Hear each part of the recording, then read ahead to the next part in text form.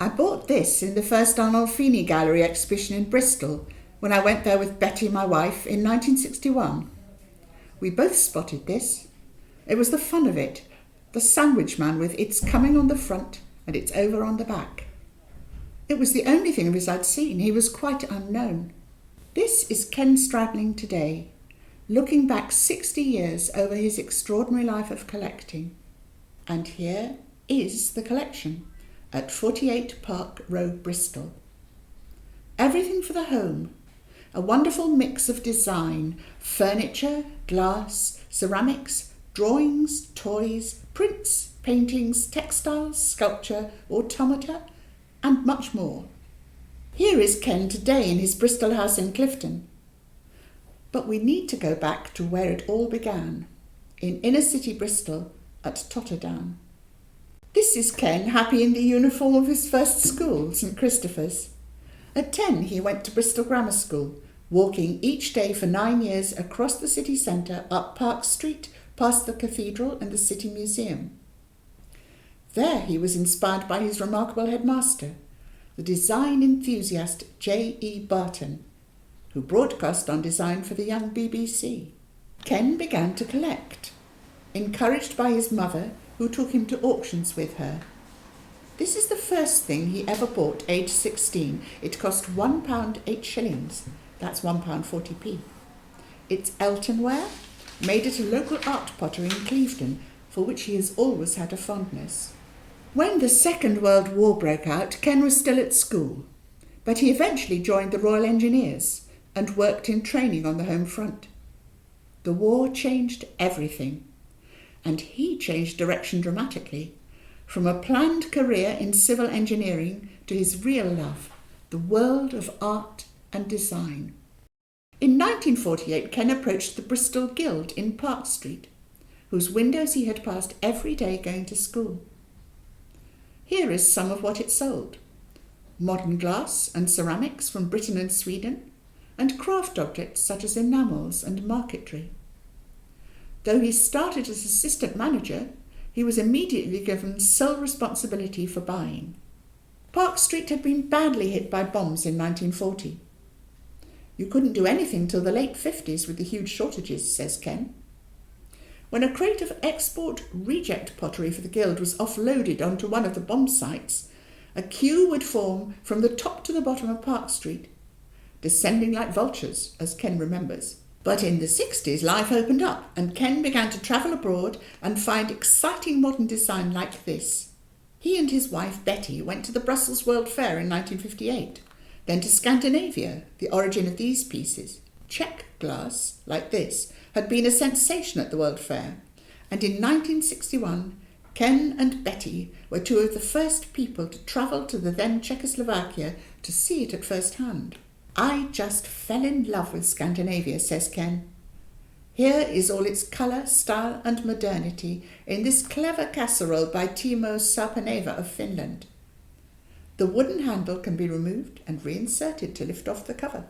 Herbert Crenshaw arrived with this steel bowl at the Guild from Denmark.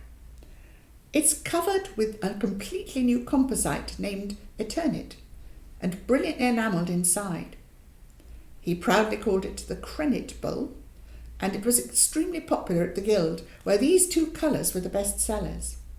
Glass has always been Ken's first love. This vase, named Bamboo, came from Finland. It's a factory-produced piece made in sections, but it also shows the influence of the 1960s hot glass movement. It dates from 1967. Here is a Danish vase from Holmgård of 1958, named Drabber, literally raindrop, organically inspired by nature, typical of 1950s Scandinavian design, and the work of Per Lutken. Danish furniture like this was bought regularly by the Guild through the Danasco agency in London, both for individual sale and contracts. This elegant writing desk was designed by Nanna Ditzel. A similar one was supplied by Ken to his design business Sparta to furnish a show house interior in the 60s. He loves its graceful lines and the 4 neat little drawers. But there was also wit and liveliness like this from Italy. These glass birds were a speciality of Alessandro Pianone. This one is called Puccino or Chick, and it was sold in a series with 4 other designs. The Vernini handkerchief vase from Venice was an instant classic, widely copied all around Europe and in America, and even by Chance Brothers of Stourbridge. Just as innovative is this Superleggera chair by the design king Gio Ponti from 1957. The name means super light. Ponti took a traditional Italian ladderback shape, but refined it while still retaining its strength. The chair only weighs 1.7 kilograms in total. And what about Britain? Young designers of promise were also emerging there with the new art college programs based on Bauhaus teaching. This Lumitron lamp was designed by Robert Welsh, who joined a gifted generation at the Royal College of Art. It's plastic and metal, referencing a spaceman's helmet, as modern as this coffee set by him, originally designed for the catering trade with its neat and practical handles. There was good modern design in the potteries too. The Midwinter firm brought new fluid shapes and cheerful floral designs to the mass market. Here are 2 more austere designs by another RCA graduate, Martin Hunt. Concept and Contrast from the 1970s both won design awards, and he had huge influence as a teacher at the Royal College. But there was another side to design, what people called crafts. It was handmade work, usually using traditional techniques and not involving mass production, like this beautifully made Gordon Russell sideboard from the Cotswolds. Interestingly, Ken says firmly, design, craft, to me it was all one. Craftspeople might produce short runs of repeats as well as individual pieces like John Leach at Mutchney in Somerset, who made this massive jug. He still sells well in the Guild today. But one-off pieces like this dish by John Maltby connected buyer and maker in a more direct way than mass production ever could. This vase on a pillar is typical of the new work championed by the Guild in the 60s. It was made by Dan Arbide, who had the first exhibition in the new Craft Gallery in 1961. He was introduced to Ken by Ken's painter wife Betty, who was in touch with the new ceramicists at the Central School in London. Ken began to seek out craftspeople and made many friends. Makers like Rosemary Wren, who made this wonderful squirrel, and Sam Smith, maker of It's Coming, who created this highly expressive centaur's wedding entitled A Classic Union, complete with vintage Victorian camera for the wedding photos. This is a little mug by Marianne de Trey, who worked for the Guild from its earliest days, in her case when newly widowed with a young child. This one was probably originally bought at the Guild, and it was returned earlier this year to Ken by a friend who spotted it in a Clifton second-hand shop as a present on his 100th birthday. It was Ken who accompanied Marianne to the palace when she went to get her CBE. This little ship was made for Ken by another lifelong friend, Tom Caron, who created the Raleigh Chopper bicycle and Luke Skywalker's land speeder vehicle in Star Wars. It marks a long friendship and incidentally one of Ken's many charitable interests, the SS Great Britain, of which he was a trustee. Now up the stairs to see the wide range of the collection, and another Great Britain connection. Brunel's ship was the scene of another fantastic coup by Ken, a lecture by the Olympic torch designer Thomas Heatherwick. His spun chair here Ken found irresistible, like many of our visitors. Heatherwick agreed to come to Bristol and lecture for the Game Trust, of which Ken was chairman, but only if he could lecture actually on board the SS Great Britain, which Ken, of course, made happen. This simple but iconic desk is a link to Bristol's Gain Trust. It was designed for the Bristol furniture manufacturer Crofton Gain by the leading Bauhaus designer Marcel Breuer, whom he befriended after Breuer fled from Germany in 1935. Here is Crofton on the left, reuniting with Breuer much later. For many years, Ken was chair of the trust, which Crofton set up in 1954 to support individuals with grants. The desk was spotted by Ken coming up for auction in 2011, and it was he who rescued the desk for Bristol with the Trust's help. This nifty piece of design was first spotted by Ken in the Daily Telegraph during the early 80s, a paper which had supported the Guild since the 60s through its women's editor, Liz Benn. A bagless vacuum cleaner? He had to have one. But when he rang up to order one, Dyson's had to confess they were not yet in production. Ken put his name down and in due course received this one in 1983, one of the earliest numbered ones. It was still in regular use till 2010. This ceramic teapot is one of the many pieces in the collection which illustrate Ken's lighter side and sheer sense of fun. Although it's based on classic 18th century creamware teapots, it is much more than functional.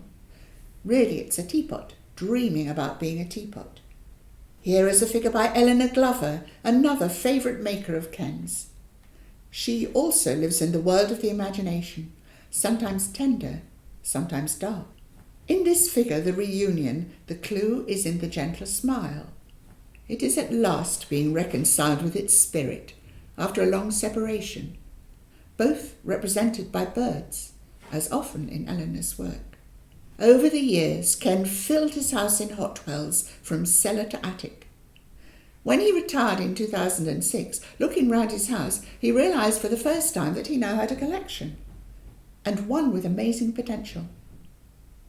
It had grown organically from his life and his work at the Guild, and would have huge appeal for visitors and students.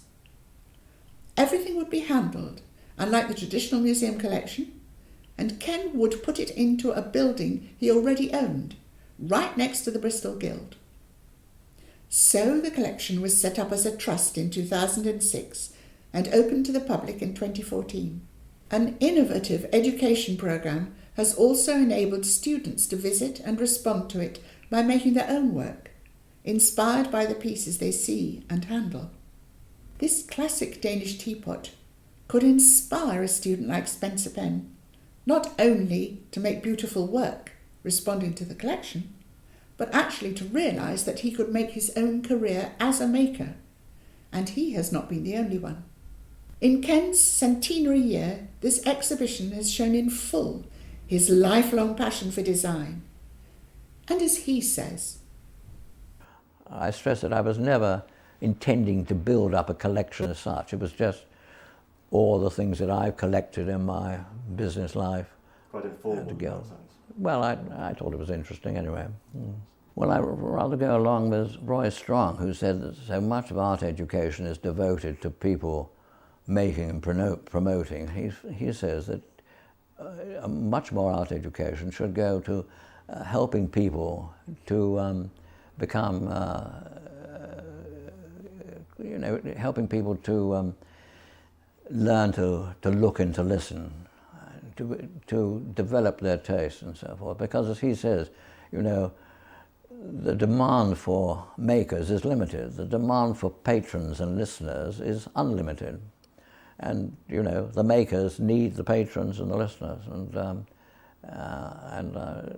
that's my feeling about that. And I think learning to about things and learning about how to appreciate things is just as a creative activity as actually making something.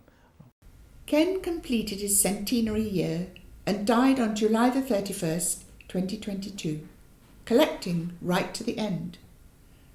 He was honoured with an honorary degree from the University of Bristol and an MBE in 2020. Through his generosity and vision, the Stradling collection is and will remain a jewel in Bristol's cultural crown.